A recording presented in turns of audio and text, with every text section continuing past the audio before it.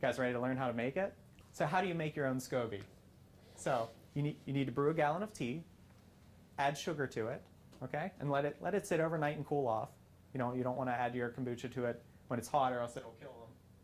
So once you let it cool down to room temperature, add a bottle of kombucha, cover it with a tight cloth, something that's breathable, like a clean cotton T-shirt or something you can cut up, put over it, and get a nice rubber band on there, prevent anything from getting in, and then put it somewhere warm in your house.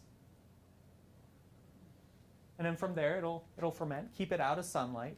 The UV rays can kill the bacteria. So in about a week or two, a young SCOBY will start to form. It'll almost just look like scum on the top of the kombucha.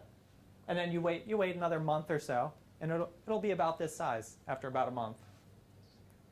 And then from there, you can use that along with the kombucha vinegar. It'll be very strong to start your next batch, and then it'll take about a week to make batches of kombucha from there, once you have a strong mother. What teas can you use? You can use black tea. That's what you've tasted here. You can use oolong tea, green tea, and even white tea mixed in. Does anyone know the difference between those? Does anyone know the difference? So the only difference between them, they all come from the same plant. It's just different ages of leaves and different levels of oxidation. So, the green teas will give you a different flavor than the black tea. Doesn't Earl Grey, that has citrus oil in it? Yes, it does. That's why it kills it? So you want to avoid the teas that have added oils to it. So Earl Grey has bergamot oil in it. Okay. It's a citrus oil, and it'll interfere with the fermentation process. How does it react with hops? I'm not sure. You ain't getting up. No, I'm not. I have all that beer making. All right. So, yeah. Does your tea need to be organic? I would recommend, if you have pesticides and stuff in it, it's not going to grow. It's not going to be as strong as a culture. So I would recommend that, or get it from a good source. So as far as sugars go, you can use plain table sugar. You can use evaporated cane crystals, and you can use pasteurized honey. So you might ask, why pasteurized honey, right? You don't want any other organisms in there kind of competing against your kombucha. So I recommend using cane sugar. That way you avoid any some GMO beet sugar. Does the fermentation process eat up all the sugar? Right, yeah. So this sugar really isn't for you. It's for the bacteria and yeast to grow and multiply and divide. All right, so some sugars that are bad for kombucha, things like molasses, they have a lot of, they can have other minerals in them that will interfere with the bacteria and yeast. So fermentation vessels. I ferment in glass. So I use 3-gallon glass jugs, essentially. And so, yeah, and this would even be fine. You got, small amount of plastic. You wouldn't want to seal it like this. I did this so that I could bring it in here. So that would make alcohol if you left it like that. So glass is good. Ceramic, lead-free ceramic is good. And even high-grade stainless steel. So essentially winemaking equipment would work. No food-grade plastic? I would not use food-grade plastic. It's, vinegar is acidic, so it tends to leach in chemicals. Okay. It's good to make beer, but not this. Yeah. Might make you rethink the beer, too. I don't... Potentially. You're probably right. Potentially. So you can see some setups there.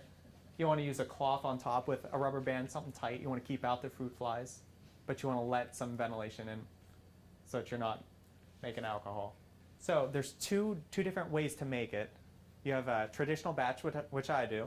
So you'll essentially make a big batch of kombucha, brew it, and let it sit there for a week or two till it gets to your desired flavor.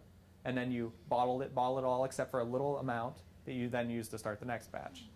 Very straightforward, very systematic. I prefer that method. Continuous brewing, you do the same thing, let it ferment till it's ready, and then you'll take out a quarter of the liquid and bottle it or drink it, and then you'll add in a quarter of sweet tea. And so it's kind of a balancing act. Well, You drink it too fast, you get sweet tea. You don't drink it fast enough, you get a whole jar of vinegar. So I recommend the traditional batch method. So some fermentation tips, keep it in a warm area, well ventilated. You want to give it nice fresh air. You don't want anywhere musty or anywhere that would promote mold. You want to use a clean towel on top. Make sure you secure it well. And then, as your scobies grow with each batch, they'll get thicker and thicker, and then you'll be able to peel them apart, almost like layers. And keep your old scobies in a jar with some kombucha vinegar, just in case you accidentally kill a batch or you get any contamination or anything like that. It happens. So obviously be clean and sanitary whenever you're making your kombucha. So as far as fruits and adding other flavors and things like that, I recommend, make your kombucha and then add the flavors whenever you bottle. So that way you keep your kombucha batch, pure, and you can use it for all different kinds of flavors. You never contaminate it. You never, potentially damage the mother. So use fresh fruit juice whenever possible. One of my favorite things is ginger root. I add it to everything, so you guys might not know what it tastes like without it. But so you can add different combinations of things. You can even use herbs. Why do I add ginger? Just gives it a nice, clean taste and gives you a lot of good nutrients. Yeah. And it makes it really fizzy. Between ginger and strawberries, I haven't found anything that makes it more fizzy. So, test the bottles as you go. Don't let them sit there for weeks at a time or they'll explode. We've done that. So here's a real simple kombucha recipe. 1 gallon of water, 1 cup organic white sugar, 10 organic black tea bags, a half a cup of your kombucha vinegar, and a SCOBY.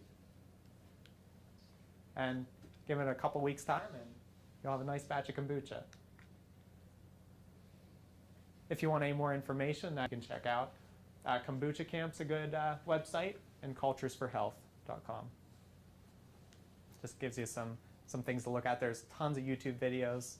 If you have any more things like that. If you have any ideas for flavors, let me know. I'll try them out and we can see if you like them. Fascinating though, huh? So your gut health is so important. If you'd like additional reading on your gut health, the book is called Brain Maker. It should be required reading for everybody that is alive. If you're not alive, you don't have to read it. But if you're alive, you should read Brain Maker.